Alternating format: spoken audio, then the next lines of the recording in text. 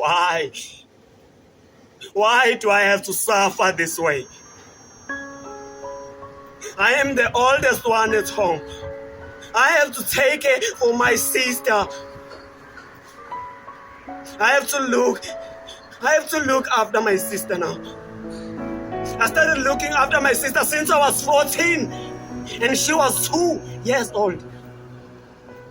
It's fine, my father passed away.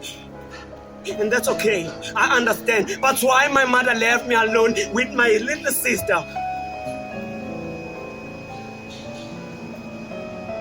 Wangishiya umuntu ozobuya ntambama ematohweni yozama.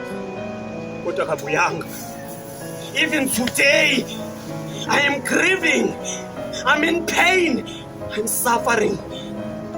I went through a lot alone. I just wish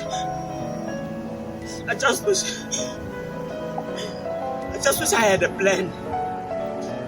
I dropped out of school because I had no choice.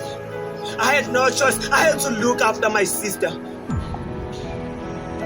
I had to forget about my dreams. I had to forget about my vision, my goals, things I worked for the rest of my life.